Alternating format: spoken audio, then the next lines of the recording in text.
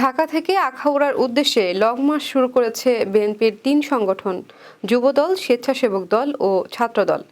বুধবার সকাল ৯টায় রাজধানীর নয়াপল্টনে বিএনপির কেন্দ্রীয় কার্যালয়ের সামনে সংক্ষিপ্ত সমাবেশ শেষে এই লং মার্চ শুরু হয়। লং মার্চের এই কর্মসূচির আনুষ্ঠানিক উদ্বোধন করেন বিএনপির সিনিয়র যুগ্ম মহাসচিব রুহুল কবির রিজভী।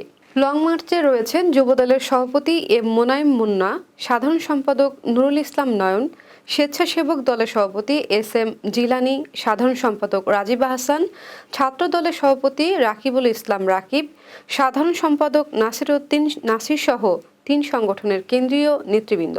কর্মসূচির শুরুতে যুব দলের সভাপতি এম মোনায়েম মুন্না বলেন, আমরা আমাদের প্রতিবাদ ও ক্ষোভ জানাতে এই শান্তিপূর্ণ লং মার্চ করছি। আমরা আখাউড়া পর্যন্ত যাব, সেখানে সমাবেশের মধ্য দিয়ে আমাদের এই কর্মসূচি শেষ করব। এদিকে ৩টি সংগঠনের নেতাকর্মীরা বিপুল পরিমাণ মাইক্রোবাস, প্রাইভেট কার নিয়ে এই লং মার্চে অংশ নিয়েছেন। প্রতিটি গাড়িতে লং মার্চের স্টিকার লাগানো হয় এবং গাড়ির সামনে বাংলাদেশের জাতীয় পতাকা ও বিএনপির দলীয় পতাকা রয়েছে।